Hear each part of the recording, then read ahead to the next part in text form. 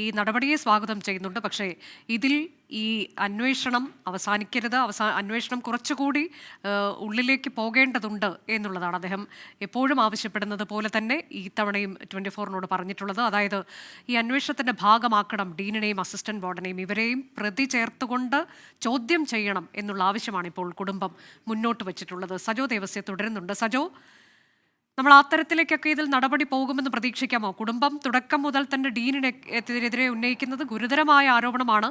ഇപ്പോൾ ഒരിക്കൽ കൂടി ആവർത്തിക്കുകയാണ് സിദ്ധാർത്ഥന്റെ അമ്മാവൻ. അദ്ദേഹം പറയുന്നത് ഈ സസ്പെൻഷനിൽ അവസാനിപ്പിക്കരുത് എന്നുള്ളതാണ്. ഇവരെ പ്രതി ചേർക്കണം, ഇവരെ ചോദ്യം ചെയ്യുക കൂടി വേണം. കാരണം ഇവരുടെ ഭാഗത്തു നിന്ന് മറ്റു ചില തെറ്റുകുറ്റങ്ങൾ കൂടി ഉണ്ടായിട്ടുണ്ട്. അത് കുറ്റകൃത്യം എന്ന് കൂടി വിശേഷിപ്പിക്കപ്പെടാവുന്ന തരത്തിൽ മൃതദേഹം അവിടെ നിന്ന് അഴിച്ചു മാറ്റുന്നതടക്കമുള്ളത് ചെയ്തിട്ടുള്ളത് ഇവരാണ് എന്ന ഗുരുതര ആരോപണമൊക്കെ ഉന്നയിക്കുന്നുണ്ട് കുടുംബം.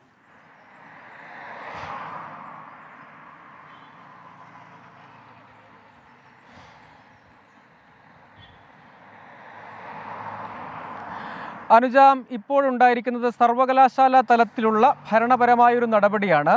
പ്രതി ചേർക്കുക, ചോദ്യം ചെയ്യുക, ഇത്തരം കാര്യങ്ങളൊക്കെ അന്വേഷണ സംഘത്തിൻ്റെ വിവേചനാധികാരമാണ്. അത് പോലീസിൻ്റെ മുൻപിൽ പലതവണ അത്തരം ചോദ്യങ്ങൾ അന്വേഷണ സംഘത്തിന് മുന്നിൽ വന്നിരുന്നു.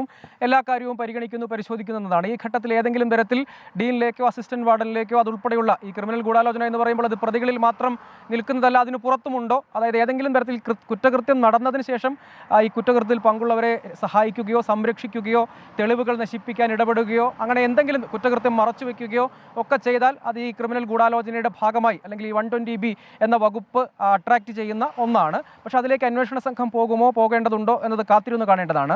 ഇപ്പോൾ പക്ഷേ VC പ്രാഥമികമായി കണ്ടെത്തിയിരിക്കുന്നത് വിശദീകരണം തൃപ്തികരമല്ല. 1, 2, ഈ പദവികളിൽ ഇവർ തുടരുന്നത് സ്വതന്ത്രവും നീതിയുക്തമായ അന്വേഷണത്തിന് തടസ്സമാകും. അന്വേഷണത്തെ ബാധിക്കുന്ന സാഹചര്യം ഉള്ളതുകൊണ്ട് തന്നെ ഇവർക്കെതിരായ നടപടി അനിവാര്യമായി വന്നിരിക്കുന്നു എന്നതാണ് സർവകലാശാലയുടെ, പ്രത്യേകിച്ച് VCയുടെ കണ്ടെത്തലായി ഈ ഘട്ടത്തിൽ പുറത്തു വരുന്നത്. അതിൻ്റെ ഭാഗമായാണ് അച്ചടക്ക നടപടി.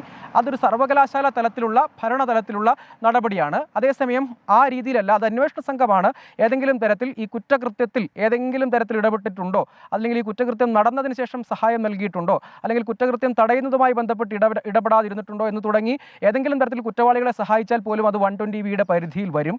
അങ്ങനെ ഉണ്ടെങ്കിൽ അത് അന്വേഷണ സംഘമാണ് അക്കാര്യത്തിൽ ഒരു തീരുമാനമെടുക്കേണ്ടത്, തെളിവുകൾ പരിശോധിക്കേണ്ടത്. അങ്ങനെ തെളിവുകളുടെ അടിസ്ഥാനത്തിൽ പക്ഷേ പ്രതി ചേർക്കുന്നില്ല എങ്കിൽ കൂടിയും പ്രാഥമികമായ അന്വേഷണത്തിൻ്റെ ഭാഗമായി ചോദ്യം ചെയ്യാം.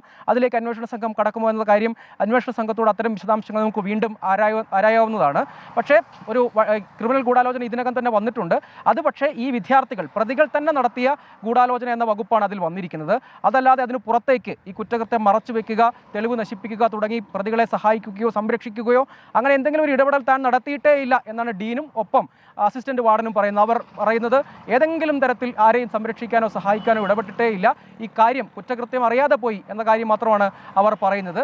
അങ്ങനെ നോക്കുകയാണെങ്കിൽ കുറ്റകൃത്യം അറിയാതെ പോയി എന്നൊരു വീഴ്ച മാത്രമേ ഉള്ളൂ. അതല്ല അതിനുശേഷം ഏതെങ്കിലും തരത്തിൽ സഹായിക്കുന്ന തരത്തിൽ ഇടപെട്ടിട്ടുണ്ടോ എന്നതടക്കം, അല്ലെങ്കിൽ ഈ കൃത്യമായി അവിടെ നിരീക്ഷണം ഉൾപ്പെടെ നടത്തുന്നതിൽ അവിടെ ഏതെങ്കിലും തരത്തിലുള്ള പ്രശ്നങ്ങളുണ്ടോ എന്ന് അന്വേഷിക്കുന്നതിൽ എന്തുകൊണ്ടാണ് താൻ അറിഞ്ഞതേ ഇല്ല, ഈ കുറ്റകൃത്യം നടന്ന് ഈ ദൗർഭാഗ്യമായ സംഭവത്തിലേക്ക് അത് വഴിമാറിയതിന് ശേഷം മാത്രമാണ് അറിഞ്ഞത് എന്നാണ് ഡീൻ പറയുന്നത്.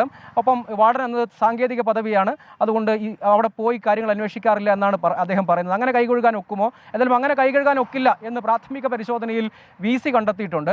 അത് പക്ഷേ ഇനി അന്വേഷണ സംഘം അതിന് സഹായകരമാകുന്ന തെളിവുകളുണ്ടോ എന്നതടക്കമുള്ള കാര്യങ്ങൾ പരിശോധിക്കപ്പെടേണ്ടതാണ്. പക്ഷേ ഇവർക്കെതിരെ നടപടി ഉണ്ടാകണം. അതിനുശേഷം അതായത് ഇതുമായി ബന്ധപ്പെട്ട ഈ കമ്മ്യൂണിക്കേഷൻ, അതായത് ഡീൻ നടത്തിയിട്ടുള്ള ഔദ്യോഗിക കമ്മ്യൂണിക്കേഷൻ അടക്കം ഈ കേസിൽ പിന്നീട് ഭാവിയിൽ ഒരു പ്രധാനപ്പെട്ട തെളിവായി മാറാൻ സാധ്യതയുണ്ട്. അതായത് വിചാരണ വേളയിലടക്കം, അതായത് ഔദ്യോഗികമായി അദ്ദേഹം ഇതുമായി ബന്ധപ്പെട്ട് കൈമാറിയിട്ടുള്ള റിപ്പോർട്ടുകൾ, അദ്ദേഹം നൽകിയിട്ടുള്ള മൊഴി എന്നിവയെല്ലാം, അതായത് പ്രാഥമികമായി പോലീസിന് നൽകിയിട്ടുള്ള മൊഴി ഉൾപ്പെടെയുള്ള കാര്യങ്ങൾ ഈ വിചാരണ വേളയിൽ കാര്യമായി പരിഗണിക്കപ്പെടാൻ പോകുന്ന ഒന്നാണ്.